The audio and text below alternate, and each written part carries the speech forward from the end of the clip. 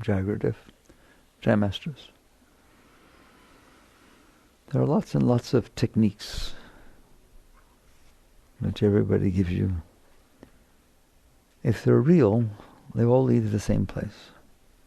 The entire spiritual journey is about the same thing. Liberation, freedom. Extricating yourself from yourself. What does that mean? The bottom line is as simple. You are conscious. You're aware of things. How many things? Everything. How many things have you been aware of throughout your life? Every single moment, you're aware of things. You're aware of the physical plane, what's going on, taste, touch, smell, sight, hearing. It's just happening. It's a happening place. And you experience it. Who does? You do. You also experience thoughts. You have thoughts. You've always had thoughts. They change. You don't have the same thoughts that you had when you were 5. You know, the same thoughts you had when you were 5 years ago. You probably don't have the same thoughts that you had 1 minute ago. They just change. They change. You have emotions. You're aware of emotions. Correct? So you're conscious. And because you're conscious, you're aware of things. If you were not conscious, nothing would make any difference. It wouldn't even exist if you weren't conscious. You're receiving the outside world. Who is? You are. You're receiving your thoughts. What do you mean? What do you mean, I am receiving my thoughts? Be serious. Every one of you know that. Have you ever said, God, my mind is driving me crazy? Whose mind? My mind is a possessive pronoun. My purse, my car, my house. Does that mean you are the purse, you are the car, you are the house? No. I'm the one who has a car. I'm the one who has a house. I'm the one who has a purse. I'm the one that has a mind. You say it all the time. Your natural language tells you what's going on.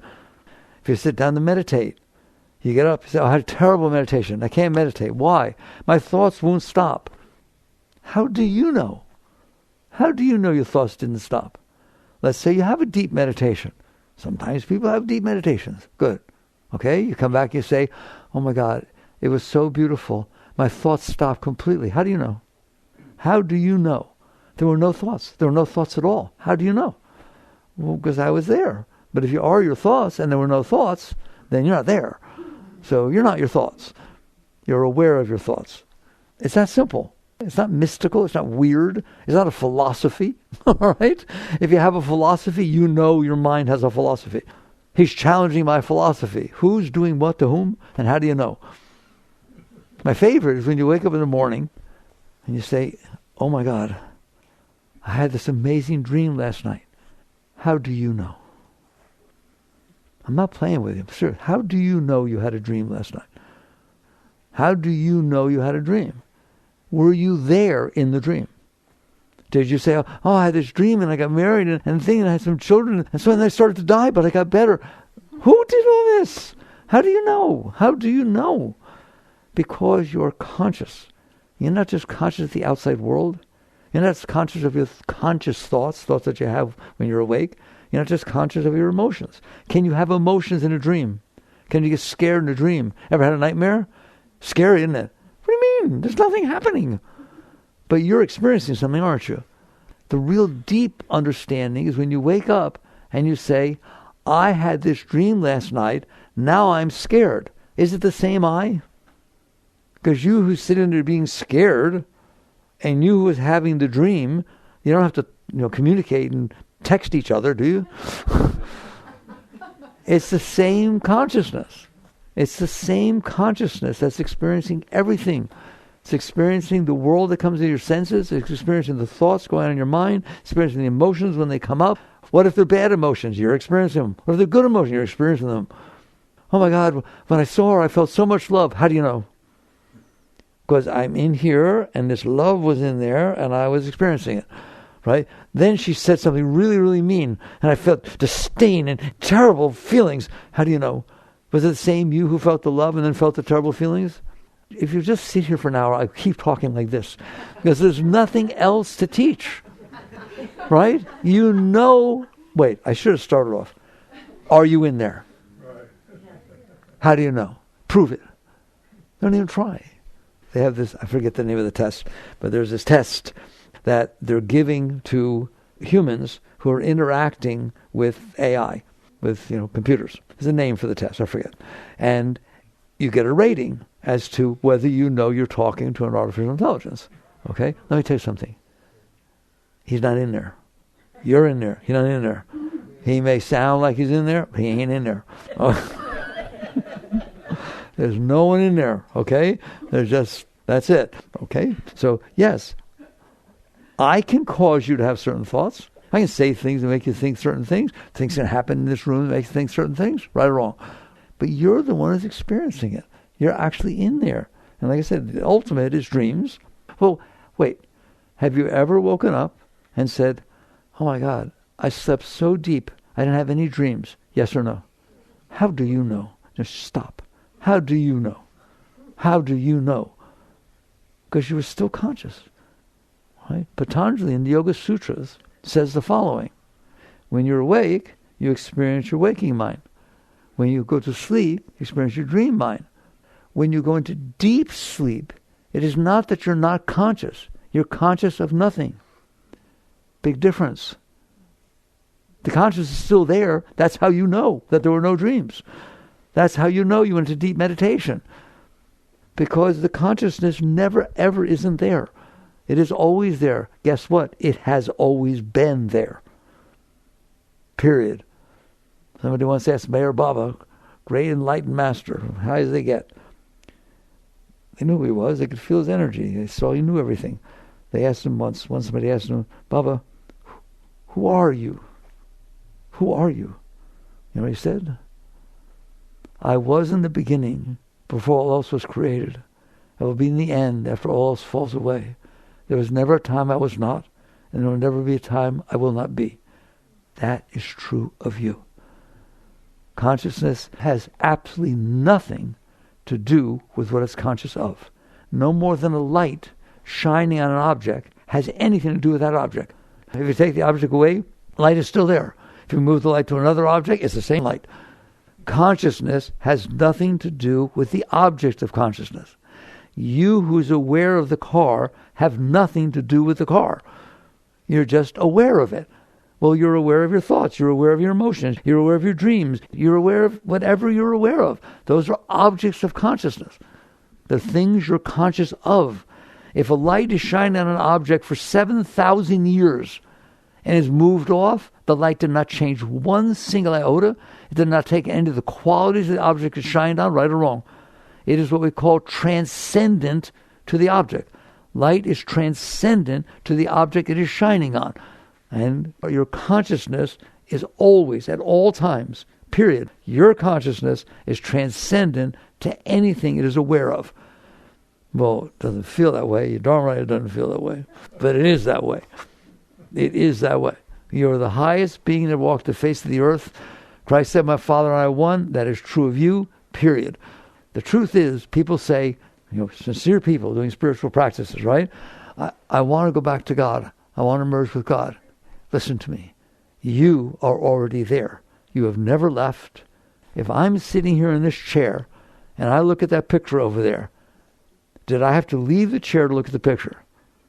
I'm aware of the picture. I didn't leave. Why? Awareness has the ability, like a light, right? If I have a light shining, it illumines the picture, but it doesn't have to leave here, does it? Consciousness has a center. It's center of consciousness. From that center, it projects its awareness. I can see across the field. I don't have to go there. Consciousness is able to expand or contract. I can focus on something. My consciousness is totally focused on one thing. I can expand my consciousness by not focusing it. If I look at the whole room, I see the room. If I look at her nose, I see her nose. Consciousness focuses on whatever it focuses on. But it has nothing to do with it. Nothing. So at this very moment, your consciousness is that which they speak of. Universal, absolute, made in the image of God. That's where it is. From there, just like from this chair, I'm looking at the picture, from that seat of absolute unity, what Mary Baba said, you will never die, you were never born, you are everywhere, omnipresent at all times, omnipotent, omniscient, aware of, that's you, right? But you're focusing on your thoughts, your body, and your mind, your heart, your emotions. How much are you focused on it? You are addicted to it, right? You are fixated. You have never been off it. Do you understand the difference? It's not like I have to go somewhere. You're there. You have to stop leaving. That's the real teachings. Not I have to go to God. I have to stop leaving God. I have to find love. You have to stop leaving love. I have to find joy and happiness. You have to stop leaving joy and happiness. How am I leaving it? By focusing on something else. You're focusing on something other than your seat of being, who you are. That's how they talk about it. It's about just being. You're there right now. I guarantee you're there right now. Where the highest, where Christ was. You're there right now. And you know what? He said that. That which I am, so through you. As I sit by the throne, as the seat of consciousness, as I sit by the throne of my Father, so you shall sit by my throne. And these things that I do should do these and even greater things. It means just what it says. That thou art. In the yogic tradition, right? We have mantras that are very, very high, the highest mantras. Aham Brahmasmi. I am Brahma. I am the one. I am the absolute. Shiva Hum. I am Shiva. Ham Sa. I am He. Every one of those great mantras that were given by the masters were speaking from where they were. I am merged with the universe. That's who I am. That's who you are.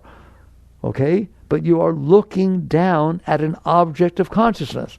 Which one? Your thoughts, your emotions, what's coming in through your eyes, your nose, your ears, and you are completely fixated at staring at that.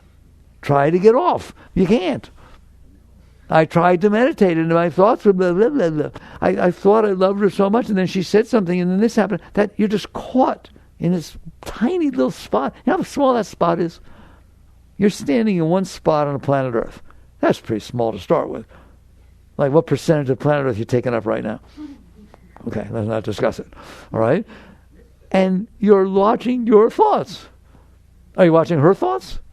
No, you're watching your thoughts. Are you capable? Literally. Is consciousness capable of being conscious of those thoughts instead of yours? Completely, utterly, not even. That's like saying, am I capable of not staring at that picture but looking at that one? Of course I am. Just stop focusing my consciousness on somewhere.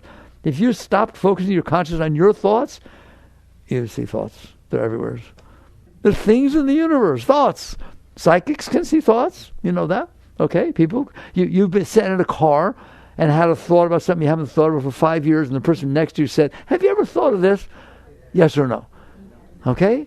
Phone rings. It's your sister from Europe. Oh my God, I literally was just thinking of calling you this very second. Yes, ever happened?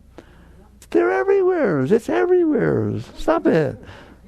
Right? I wouldn't even answer a question. How does that happen? Is it a miracle? No, how does it not happen is the question. How is it that you don't see anything but that one picture? Because that's what you're staring at. And if you stare at it, that's all you see. Not because that's all there is. That's all you see. Ever walk into a room and you know people are fighting? Ever walk into a room, you know people are just filled with love with each other, but they're hiding it? Yes or no? Can you feel other people's emotions? Do places have emotions? Can you walk into a place and it feels really holy and high and special, and another place you walk into is yicky? You are capable of feeling things other than yourself. You don't ever do it. You're completely fixated on yourself. And we talk about meaning of life. When people ask the meaning of life, I like to talk about what you know is not the meaning of life. Like, you don't know the meaning of life, but you know what is not the meaning of life. Is an ant the meaning of life?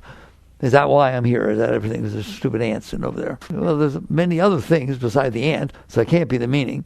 You are staring at, I started telling you, something so small, it is standing in one spot on the planet Earth, which is so tiny, and you're not even paying attention to that spot. You're paying attention to just your thoughts and your emotions and what you think about that spot and whatever you can see. I like it, I don't like it, it's pretty, it's attractive, it's repulsive.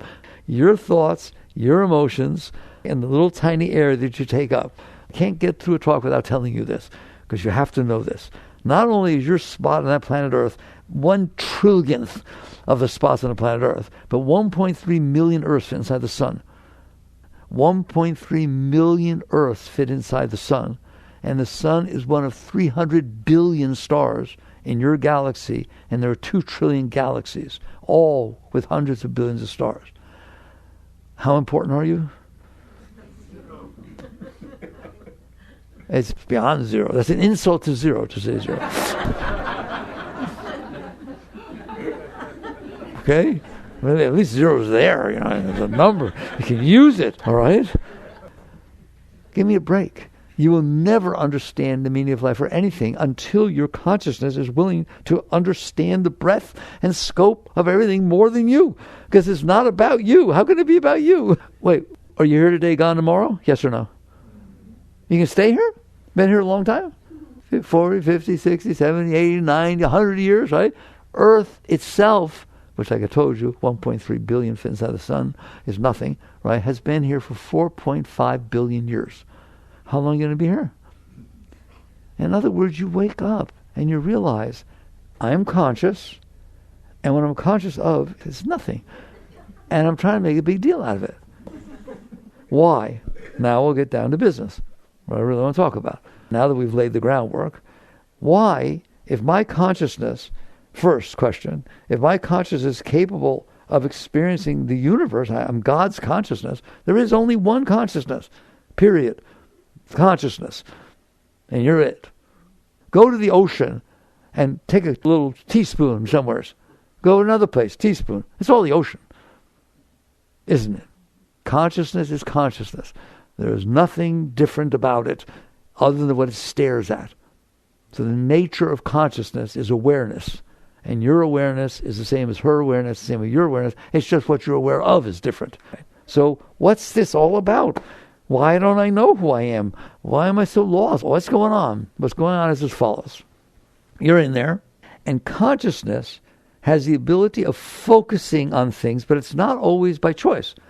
Is it not true that your consciousness gets distracted by loud noise or a bright light or somebody's words? Or does your consciousness get distracted? Or do you always decide where you want to put your consciousness? You just decide, I want to put my consciousness over there. There's $7 billion sitting over there. I want to put my consciousness over her little color over there. There's somebody naked running around over there. I'm going to look over here. You don't stand a chance. You go to a party, all right? You put you on anywhere you want. There's food, there's architecture, there's music.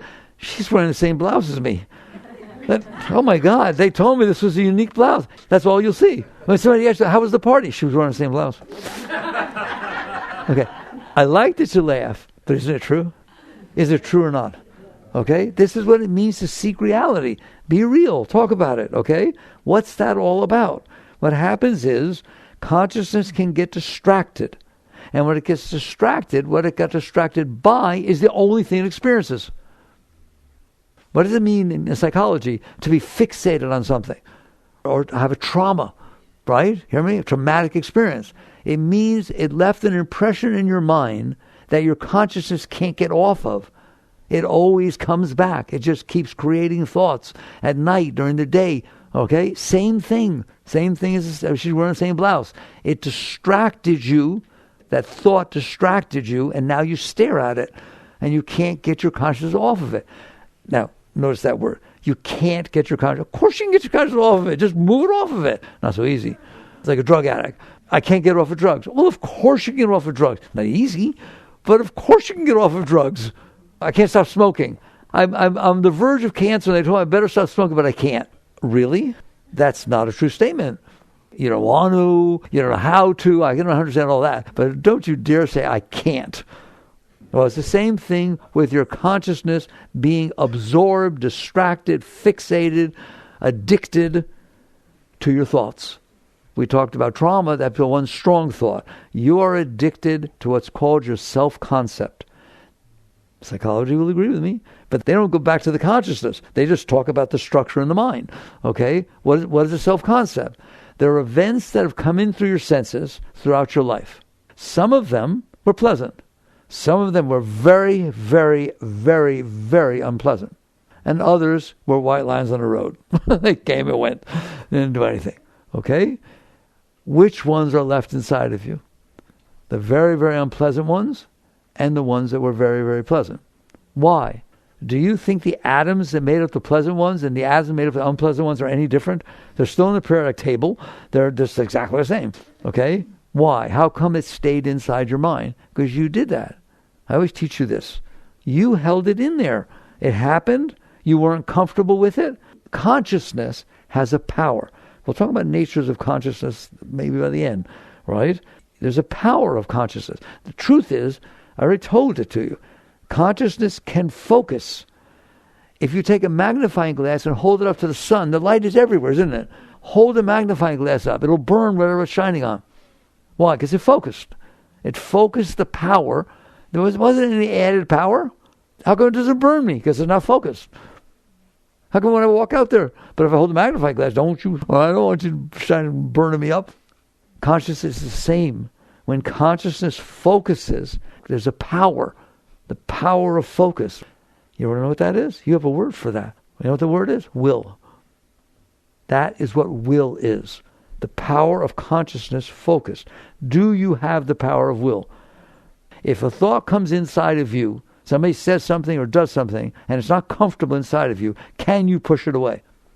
Can you keep it so it doesn't come all the way in and you become overwhelmed by it? Do you protect yourself? With what? With will. You have power in there, don't you? That's what willpower is. All right. So if you learn nothing else, that's a real neat thing to know. So when you focus on something, you are pushing your power of will, and consciousness is tremendous power of will onto it. When you don't like it when it comes in, you do it all the time. You don't notice.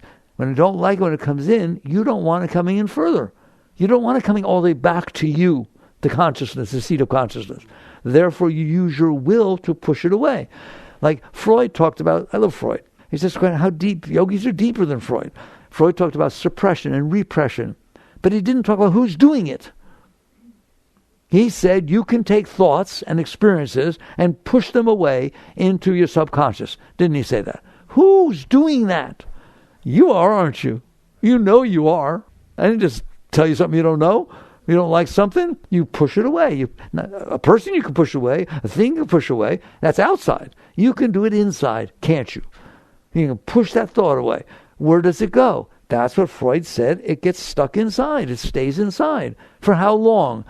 Does psychology say that when they take your blanket away too soon, when you're 2, that's still bothering you when you're 50? Oh. Or if you got divorced 10 years ago, and you were in America, but now you're traveling in Europe, and his name was Ben, and all of a sudden at a party, and somebody, Ben, does your heart go, yes or no? What's that telling you? It's still in there. Why is it still in there? You pushed it away. What if I didn't push it away? It's not in there. White lines, trees, cars you drive by, they're not in there. Hypnosis says that they really are in your memory. They can be brought back. Right? They do that. They do that. Okay? But they're not caught inside. They're stored properly in proper memory. So the computer has memory. But it doesn't pop up and haunt you all the time. But those things that didn't make it through because you resisted them, they're stuck inside. That's what's going on. And guess what? They're very distracting. Why? Because they're exactly the ones that distracted you before. You couldn't handle their energy when they came in. Therefore, when you push it away, if anything reminds you of it, if a billboard or somebody's cooking in the kitchen reminds your mother, or clothes, anything, a word, the way it's said, bam, that stuff's coming back up. And it distracts your consciousness. That's why you can't get your consciousness off of you. Because what you've done, which is just amazing, is you've built in your mind a house that your consciousness is locked into. It won't let go because it's distracted by it. At any moment, it keeps pulling it down into that. That house you built is different than the house somebody else built. Why? You've had different experiences, and you reacted to them differently. The ones that your house is built out of are the ones that bothered you, or the ones that you really liked. I'm the one that fell in love with so-and-so, and it was so beautiful. And on the honeymoon, I did this and I did that. That's who you are. That's what you experienced. Stop defining yourself as an experience you had. What, would you not exist if you didn't have the experience? Well, of course you would. You just have different experiences. You are the consciousness that's experiencing what's coming through your senses. Fine. Have a good time. Enjoy it. It's wonderful. It keeps changing. It's very entertaining, isn't it? But it's also very distracting if you don't like it. Now, that's really what I wanted to talk about. When things come in from outside, do they feel different inside? Can they make you feel different inside? It happens all the time, all right? It's not that you don't like or do like the outside. None of you could care one squat about anything outside. Not one of you. You care about how it makes you feel inside. If the same thing outside made you feel different inside, you would deal with it totally differently, wouldn't you? You do it with your relationship all the time. You were really nice to me, and you did what I wanted, and you were loyal. I just wonder if I feel so close to you. You did what? I didn't know you did that. Well, how you feel? Okay? You literally get married and divorced based on what effect the outside has on the inside. You only care about the inside. It's terrible, isn't it? You only care about the inside. And if something outside makes you feel different inside, makes you feel good inside, you like it. If something outside makes you feel terrible inside, you do not like it at all. And you build your concept of self out of that. That's what self-concept is. Psychology says man is the sum of his learned experiences. It's not true. You are the conscious that's aware of your learned experiences. That's true. You understand the difference, right? It's not true that you are the sum of your learned experiences. That's ridiculous. If you didn't have experience, you wouldn't exist. You're in there existing, having the experience. But then what you're doing is clinging to some, that's what Buddhists call it. Which ones do you cling to? The ones you like. If you like it, I don't want it to go away.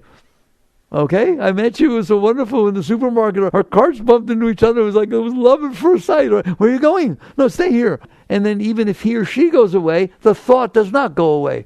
I can't get him out of my mind. I keep thinking about it. It was so beautiful. I can't wait to see him again. Well, when you're doing that, you're missing every other experience in your life. You're busy experiencing what already happened. And you built the thing inside your mind that it's still happening to you, even though it's not happening anymore. I mean, it may in an hour or two it might, but right now it's not happening, is it? There's all kinds of other things happening, but not to you. Because you're busy, you held on. Buddha's calling it clinging. You clung to that thought pattern that came in, that experience inside. You kept it in your mind. And when something you don't like it, you push it away. In both cases, they stay inside. In yoga, we call them samskaras. Impressions that didn't make it through. You see all kinds of things all day. They come in and they pass through. You don't hold on to all of them, but you do some of them. And they're still there 10 years, 20 years, 30, 40. Hey, how many of you still have issues with your parents? Thank you. Okay? You're not with your parents anymore. You went to college, you went off, and this and that, right? There are people 50, 60 years old that can't go home and visit their parents because of what happened when they were 5. I'll never forget what you did. I can't talk about it. I know you can't talk about it. I don't want to talk to you about it, but boy, it's in there. And I don't. So that's psychology, that whole world of the house you built inside out of your thoughts. They're not events. The events are over. You know, it's supposed to be. If it's not happening outside, it's not happening inside.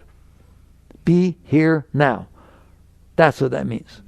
But because you're there then, okay, what do you mean there then? All the junk that happened to you before that you kept inside, that's where you are. You're totally distracted by the garbage that you stored inside of you. Okay? Well, what about nice things? Isn't it nice to store nice things? Now, have to be careful, because sometimes I'm too strong for you, all right? Yes. Compared to storing yicky things, nice things are nicer to store. They're just as much of a problem in terms of spirituality.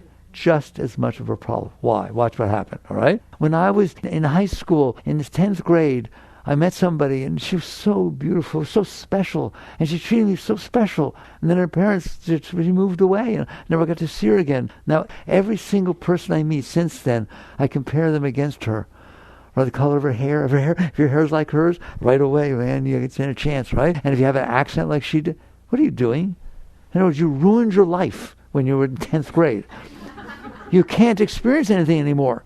You can't have a pure experience. You understand that? You're comparing everything to that. That's what positive experiences do. They ruin your life. Why? Because you didn't. How do you know there can't be a nicer experience? You'll never find out. Go to a restaurant, have a good meal. Go back when it's not the same chef, the same special, the same thing. You can compare. It was better last time. Portions were bigger. You didn't even give it a chance. You didn't even do it. You will not give it a chance. You want it to be the same. Go to Hawaii. Have a wonderful time. Okay? Then go to Hawaii when the volcano's happening or the hurricane's happening. No, you don't have to go that bad. Just go to Hawaii and it's not the same as last time. The hotel's not quite as nice, or you don't think so anyway. How do you know it's not as nice?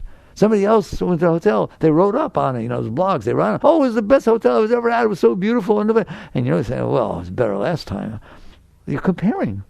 From then on, you're caught in your mind and can't have a real experience. So you have built a self-concept about what you like and what you dislike. And now when you look out into the world, if it's the way you built you don't like, you're in trouble. It doesn't feel good inside. If it looks familiar to that which made you feel good, you want to go after it. And now you're just running around based on your past. That's what karmic seeds do. That's another way to talk about samskaras, all right? People totally misunderstand karma. It's not a punishment. It's not you did something wrong, now you're going to pay for it. It's that basically you did something, it left an impression inside of you. You hurt somebody, it left an impression inside of you. Now you're afraid to talk to them. Now don't say that's your karma. No, it's the fact that you stored this stuff inside of you. If you didn't store it inside of you, you can see the person next time and be friends and be fine. But you can't. If you think you hurt them and you think they don't like you, you have this stuff you carry inside. And therefore the world is going to look like that. And it's going to be like that. It will be that way because you're looking through your aura. You're looking through your self-concept. So basically the stuff that let's stay with it didn't like. It's easier to talk about. And plus 99% of it's the stuff you wish you had as many nice things as not nice things. So basically you push them away and they stay inside. So we've already talked about consciousness. We've talked about the power of consciousness being will. And then we talked about the fact that if it comes in and has a vibration that you don't feel comfortable with, you push it away. Therefore it's still there. That's what's so stupid. Why would you want to store what you don't like? In your heart. It is in your heart. You understand that? When you push that down far enough, it's in your fourth chakra. It's in your heart center. It blocks your love. It blocks everything. But be in love with somebody and have them remind you of your father or mother who you didn't get along with. See how long you love them. Because that stuff's blocking you. It's messing you up. So basically, we talked about distraction. That's what that is. You know what a really big distraction is? Your ego. It's a big distraction. I want this to happen. I don't want that to happen. I can't believe you said that. I'm insulted by that. This is absurd. I can't believe you. I. That's why it's always I. That's why it's always I. Because you're distracted by that. And what you mean by the I, what you should mean is Soham. I am he. No, you mean I am he. I'm that one down there. Instead of the light knowing I am the light is saying I am that which I'm shining on. That's the fall from the garden. That's the entire mess. That's everything. So basically, now with the consciousness, we have will, we have experiences throughout our lives, we collect the ones we don't like so that they're still inside of us, so they can really bother us really good. And we got them in there, and they're very distracting. So that now the world outside, which is innocent, basically innocent, there's a bunch of atoms moving around. That's all that's out there. Go ask science. A bunch of atoms. And nowadays, if you have a physicist, is it true that there's a bunch of atoms? He says, no, there are no atoms. There are no electrons, neutrons, and protons. There's quarks, leptons, and bosons popping out of an energy field called a quantum field. There's really nothing out there. That's Einstein. E equals mc squared. What is that telling you? There's nothing out there. Matter is energy. Energy is matter. And they come together, coalesces together. Magnetic fields attract each other and build atoms and build molecules. There's nothing out there. Okay? But when that nothing that's out there comes in, it hits your stuff.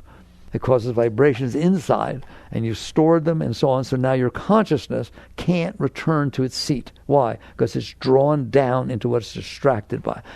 You are completely distracted by your ego and by your thoughts and by your emotions. Okay? Because you're lost in yourself. So now the outside world comes in.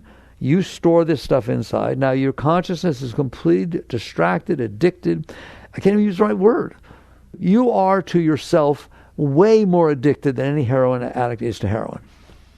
They can get off. You can't get off. Try it. Say, your husband or wife comes home and you're looking forward to it, but they're in a bad mood. Happens, right? And they just go into the room and slam the door. How you doing? How you doing? You can't handle it, can you? Well, of course you can handle it. You're on a little planet spinning in the middle of nowhere and nothing happened. It's like, right? Nothing happened in the realm of things, did it? What happened was something it was so small I can't even talk about it. 1 second, something happened on a stupid planet, one spot on a planet of which I'm sorry, I live out there. 1.3 million Earths fit inside the sun, and there's 300 billion suns in your galaxy. You want to have fun? Use your mind for something functional. Instead of your personal ego mind that's stored all this garbage, you have an abstract mind. I dare you, when you meditate or times during the day, think of reality instead of yourself. What's reality? 1.3 million Earths inside the sun. Just do that. There's a tiny little piece of dirt in the sun. Then leave the sun. Go out. Go out. Go out. Go out to where what? To where there are 300 billion stars. And I want you to not be able to find your way back. I hope that scares the hell out of you. How could you find your way back? 1 out of 300 billion? And then little tiny little speck around it? Then leave the galaxy. There's 2 trillion galaxies. You can't even find your galaxy. I guarantee you. Then get to the point where you realize, that's okay. I'm still here. I'm still me. I guess that wasn't me. All that garbage that I stored and thought, eventually you'll stop thinking of it. Now you're ready. You got off yourself. That's why they teach you. The Theosophical Society stuff, I once read something back in the 70s that said, contemplate only that which is eternal and that which is infinite. That's what I just did for you, right? And what's going to happen? You'll stop being addicted to yourself. And then what will happen? That which happened to the great ones. But you won't have to do any effort. If you are not being drawn down because you're distracted by yourself, what happens? You're not being drawn down. If I'm not fixated on that picture, how hard is it for me to see myself? Nothing. I'm not being drawn out of myself. So all of a sudden consciousness is not being distracted by the garbage, this tiny little thing called you, and it will naturally float back into its seat of self. If you're not distracted away from yourself, you end up in the self. And that's where the great masters went. That's where the great ones went.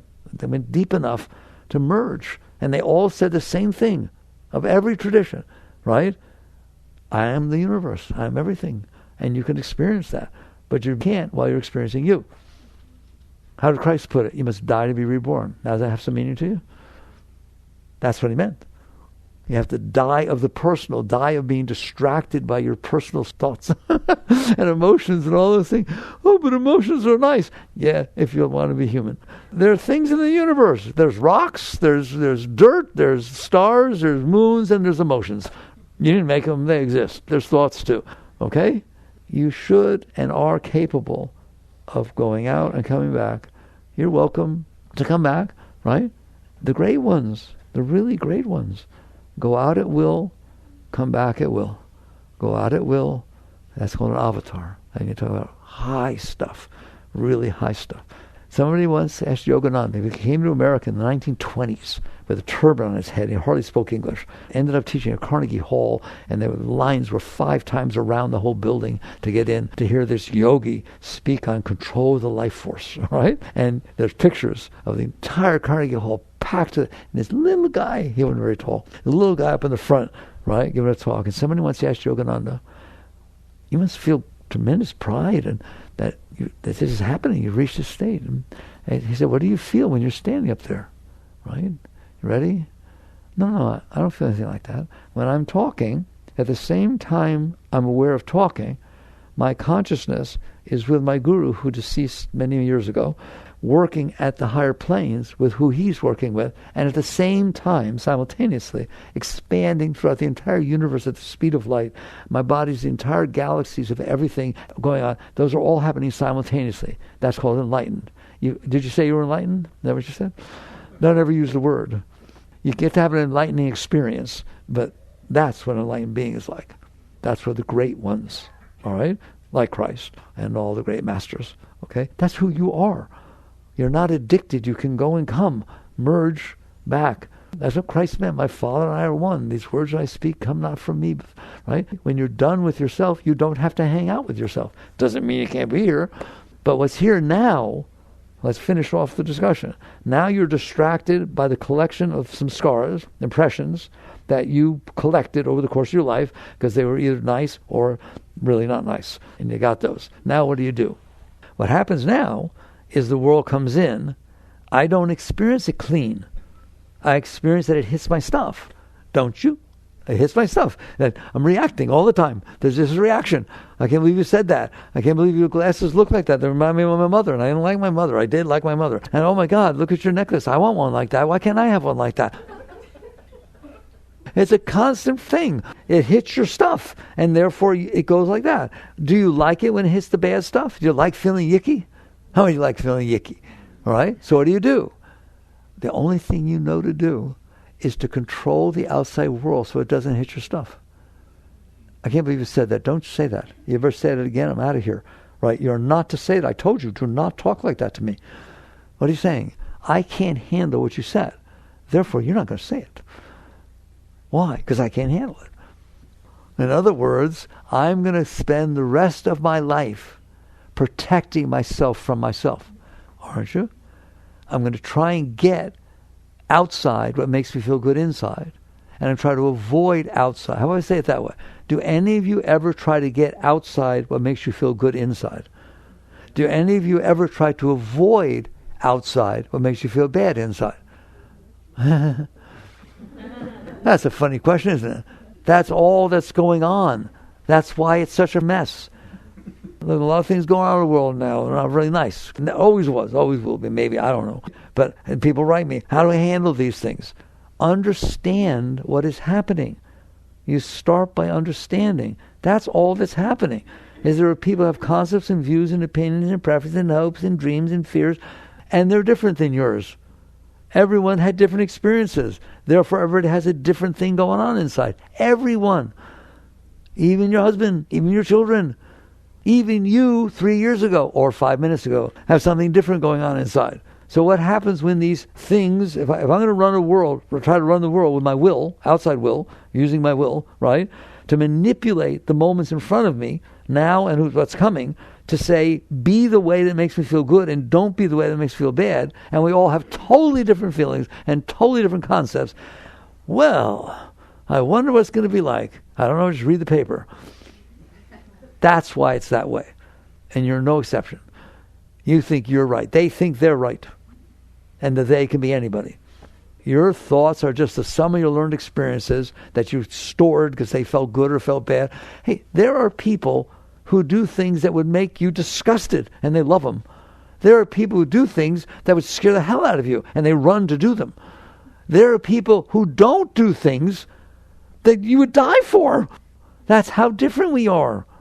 Because we're not different at all. We're one. But not what we're looking at, ain't.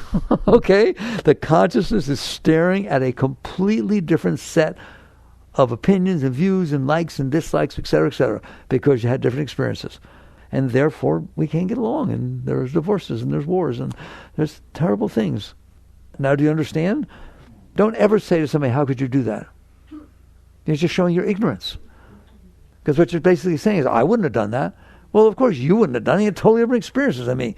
You grew up in a different place. You had different parents. You had different things. My father had 16,000 guns and yours had none. And we're all different because they had different experiences.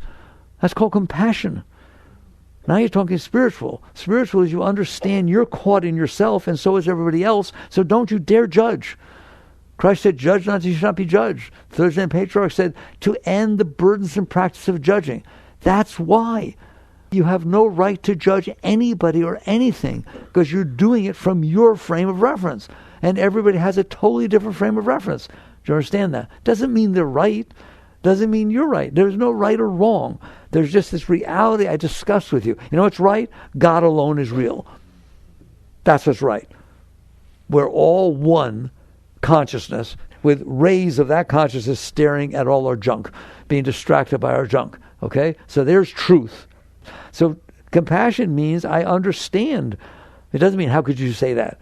I understand. I understand. You were jealous and it hit somebody. You were jealous and you're scared. You got hurt because you thought I did something and so you ran away. And there are people who do things. You do things, right or wrong, except you think you're right. Because based upon your past experiences, it made perfect sense. You can tell people, I know I'm right. Here, I'll give you an example. It's just your mind has those things going on inside. Therefore, all of your evidence says the same thing. It supports what you think, doesn't it? Doesn't it? look at these opinions, political positions, and this and that, right? By all means, work with what you need to work with. Nothing wrong. We'll talk about that. Nothing wrong with that. But understand that other person is just as right as you are from their frame of reference, from where they're looking. A compassionate person understands you are no more right than anybody else. Therefore, Christ said, blessed are the peacemakers. That's a peacemaker. Every single person fits inside of you without disgust or attraction. It just is what it is. Okay? If you have trouble with male-female, that's because you have trouble with male-female. God doesn't have any trouble. It's all the same. You have trouble with male and female ants? Possums? Okay? No, I have trouble with male and female humans. They're just another body. All right? Someday you'll get there. Doesn't mean you don't interact. It just means you think you're right. You think you're so strong. Why? Because all your emotions are programmed by your thoughts, and your thoughts are programmed by your emotions. It's a conspiracy. Everything inside of you agrees. Not always, does it? It's so funny, it's ridiculous. In the meantime, it's just consciousness distracted by this psyche. And the psyche was built by the outside world, therefore it has this interaction with the outside world. Someday, you will get far enough out to where you feel ecstasy. When? All the time. Why? Because that's who you are. I told you, I talk about the nature of consciousness. Consciousness has a nature, right? Yes, it is awareness. But guess what? It's aware of itself. If it can be aware of other than self, it can be aware of self. And those who were self-realized, you're going to call it self-realization, those who are self-realized all experience the same thing. Bliss, ecstasy, eternal love, overwhelming love. Why? No, why? Because that's the nature of consciousness.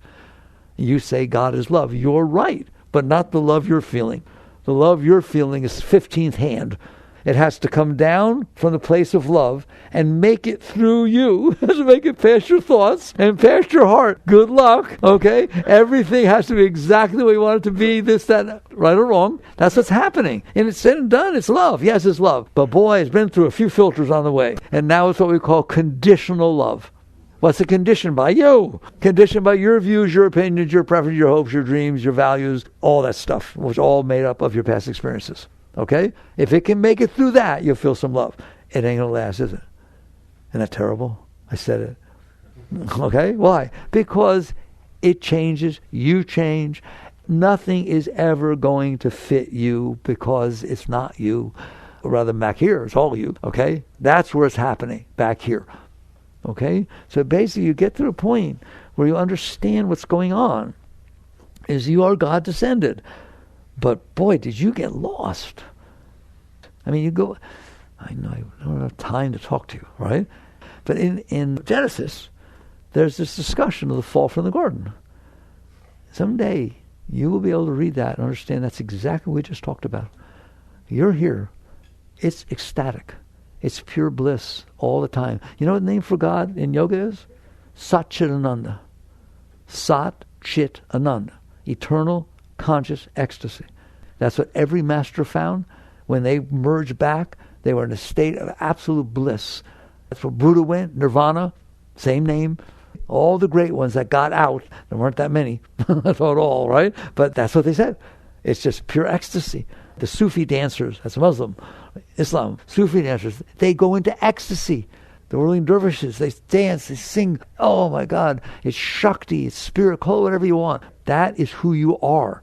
But you can't be that when you're busy being, there's a line in the Bible where God says, the Lord your God is a jealous God. Was he a therapist? That's not what it means. It means exactly what we just talked about tonight. That it has to be one-pointed. If you're busy with you, you can't know God. Why? Because you're busy knowing you. If the light is identified with what it's shining on, it doesn't know it's light. It thinks it's the object it's shining on. So it has to be one-pointed. Thou shalt love the Lord thy God with all thy heart, with all thy mind, all that, right? Guess what? You do. You just don't know it. You're busy having to make the world be a certain way so you can feel some love. Wouldn't it be nice to find out you are love? Your love is always there. Bliss is always there. Joy is always there. Inspiration is always there. Passion is always there. It's what you are. But you can't experience it because you're busy looking at what you're not. You're busy looking at this thing. Okay? what I wanted to talk about, and we touched it, right, is the world outside is just what it is. People write me, how do I deal with stuff that's going on? You start with acceptance. What do you mean? I don't accept that. Of course you don't want to accept that because you think that means that it has to be the way you want it to be. If something happens, it happened. You're not going to make it not have happened. Spirituality is very logical. You cannot make what already happened not happen. Therefore, you have to accept it. If you don't accept it, you screw yourself up. Just don't accept one thing, anything. Don't accept what your kid did. Don't accept what your husband did, your wife did. Don't accept how the car in front of you is driving. Don't accept that it's raining when you don't want it to be. See what happens inside of you. It gets ugly, doesn't it? Why? Because the spirit can't flow. You blocked it. It starts with acceptance, but acceptance doesn't mean you don't do anything about it. I'll close off with this. I told you I would. Just because I say I accept that you did this, it's painful to me. I had to hit my stuff, but I accept, okay, you did this. How do you know? It's there. You did it. I said, let those who have eyes to see, let them see. It's like, there, it happened. All right, now what? I better accept it. Otherwise, what's going to happen is it's going to hit my personal stuff. I am unable to handle my personal stuff, and I'm going to react. Not act. React. Not based on what you did. Based on what happened inside of me because of what you did. And that's not going to fix anything, is it? That's where wars come from. That's where all the stuff comes from. Is I can't handle my inside, so I'm going to try to manipulate and control the outside. All right? And then what happens? You did something, it offended me, so now I hit you, or I yelled at you, or I threw you out of the house. Okay? What are you doing? You just took the dirtiest part of your being, the stuff that you couldn't handle from before, that you stored inside since you were 3, and you just let it run your life. That's not going to work out well, is it? You want to have a nice life? Come from a nice place. So you start with acceptance, then what? Now I've accepted. This is what happened. Okay, calm down. It's all right. It's not all right. I'm not going to convince myself to like it because it doesn't fit well within my self-concept. There, don't do that. That's just a form of suppression. Well, I should be able to handle this. You don't do that. You look at it. You say, this is a mess. It's bothering me, but it happened. And if I express the me that it's bothering, I'll mess up my relationships. I'm going to mess up everything. You mess up my job. I'm quitting. I can't believe you didn't like what I did. I can't believe he got the raise. I'm out of here. All right. Well, do you have a job? No. Well, which is more important? That you didn't get the raise, you don't have a job. I don't care. I bet you don't. Until you don't have food, or until your wife throws you out of the house. Right? You can't do that. So you accept that it happened, because it did, and you can accept that it doesn't feel good inside of you. Whoa. Well, what do you mean I accept that? It's what it is. There it is. Okay, you're the consciousness experiencing disturbance. Fine. I don't have to act on that. I don't have to suppress it. I don't have to deny it. I don't do anything. I just sit there and say, this event happened, and that's one acceptance, and I see that it's causing trouble inside of me. I accept that. I accept that. There. Now what? Now I can come from a more centered position. I can breathe, be here, and look outside and say, is there anything that I can do to help this situation? Is there anything I can do that will better the situation? That's called serving. Acceptance leads to service. Non-acceptance leads to personal reaction, which is only about serving yourself. But if you can handle it, you can probably help. Help somebody. Help the situation. Do whatever you can to help, right? But come from a clear place. So this is what it means to be a human being. First of all, you're not. People say, I'm only human. I mean, that's ridiculous. You are God staring at a human. Okay? And your job, your mission, should you choose to accept it, is to learn how to come back to the seat of self while you're interacting with this world, be in the world but not of it, while you're interacting with the world, out of love, out of caring, out of divine consciousness. Interact. I just taught you the entire Bhagavad Gita.